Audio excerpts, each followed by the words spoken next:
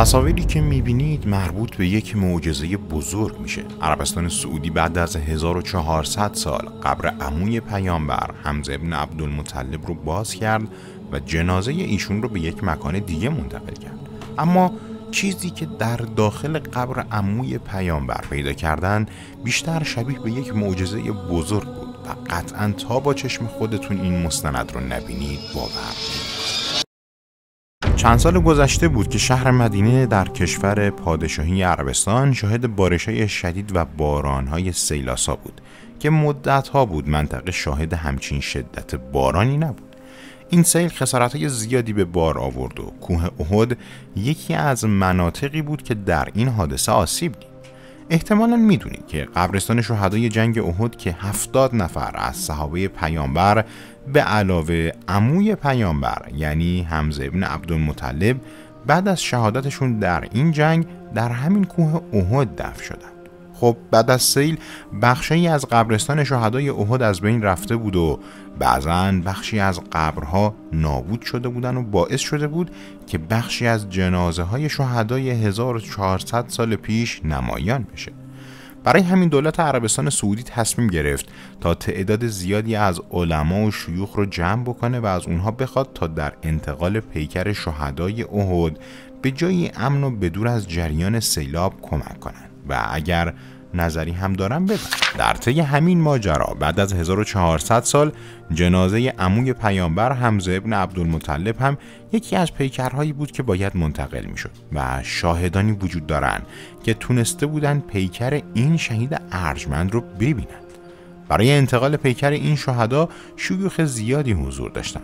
دکتر طارق سویدان در مجموعه مستند خود به نام داستان آخر به نقل مستقیم از شیخ محمود صواف که شخصیتی بوده که شخصاً پیکر عموی پیامبر رو به محل جدیدش برای دفن منتقل کرده صحبت کرده و این شیخ ماجرا رو اینطور روایت میکنه که حکومت سعودی بیشتر شیوخ و شخصیت‌های مذهبی شهر رو فراخوان داده بود تا قبوری که در جریان سیل آسیب دیدن رو باز کنه و پیکر این شهدا رو به محل جدیدی منتقل کنن.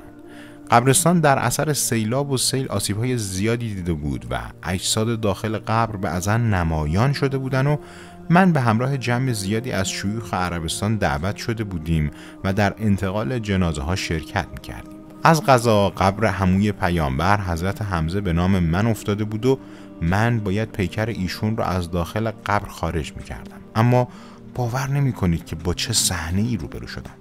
شیخ محمود صواف همچنین بیان میکنه که اگه دولت عربستان به ما اجازه میداد قطعاً از این صحنه فیلم میگرفتیم و منتشر میکردیم، ولی اونها اجازه هیچ گونه تصویر برداری به ما نمیدادن و مطمئنم هر شخص دیگه ای هم بود با دیدن این چیزی که من توی قبر عموی پیامبر دیدم شوکه میشد.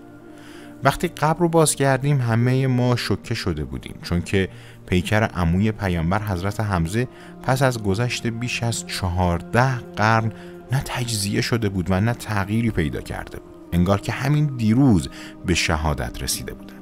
نه پوسیده شده بود و نه تجزیه شده بود و نه موجودات داخل زمین اون رو خورده بودن.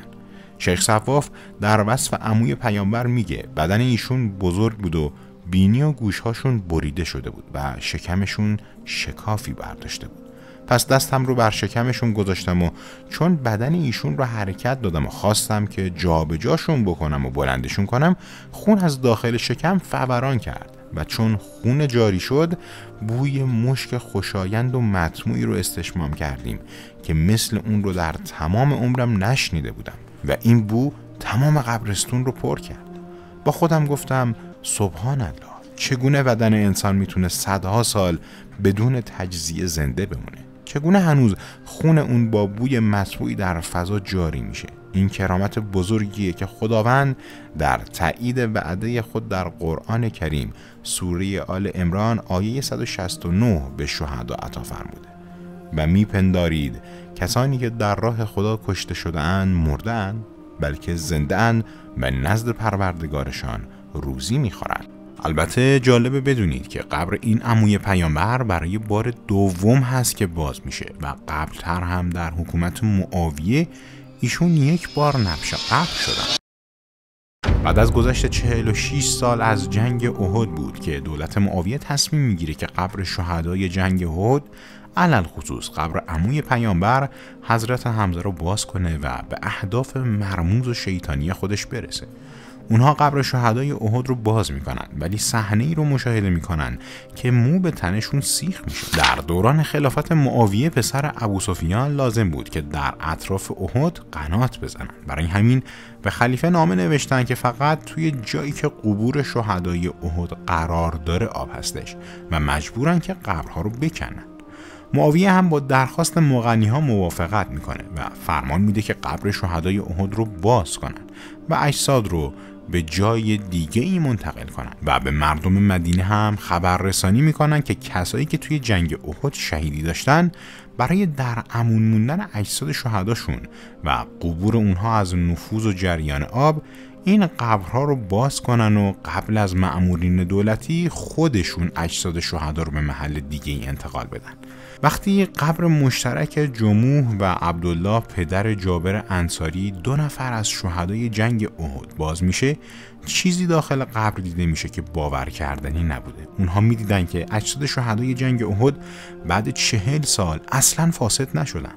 عبدالله پدر جابر انصاری از شهدای همین جنگ احد بوده و وقتی داخل قبر دیدنش در حالی بود که در حین شهادت ظاهراً دستش رو روی صورت زخمیش گذاشته بوده. برای همین وقتی میخواستن جسد اون رو به قبر جدیدش انتقال بدن، دستش رو از روی زخمش بر میدارن، اما در همین لحظه زخمش سر باز میکنه و شروع به خونریزی میکنه و وقتی دوباره دستش رو روی زخمش میذارن خون بند میاد. موقع نبش قبر عموی پیامبر حضرت حمزه هم اون موقع نوک بیل آهنی به پای حضرت حمزه میخوره و از پاش خون میاد. قبور شهدای جنگ احد سالها بعد از دفن وقتی که باز شدن، در اون موقع هم در کتب تاریخی بیان شده که بوی خوشی از داخل قبرهاشون بیرون می آمده و حتی لباس این شهدا و جامه هایی که به تن داشتن بعد از گذشت چندین سال هنوز فرسوده و پوسیده نشده بوده و سالم مونده بوده. در نهایت دولت خبیث معاویه این شهدای عزیز رو که مثل انسانهای زنده خواب بودن به قبرهای جدیدشون انتقال میده. خیلی ممنون که این ویدیو رو تا آخر تماشا کردین و برای بهتر شدن این کانال نظرات مفید خودتون رو توی قسمت کامنت بنویسید و این ویدیو رو برای دوستانتون شیر کنید. برای دیدن ویدیوهای جدید و جذابتر روی یکی از این ویدیوها کلیک کنید و برای عضو شدن به این کانال روی عکس کانال کلیک کنید. با تشکر تا ویدیویی دیگر، بدرود.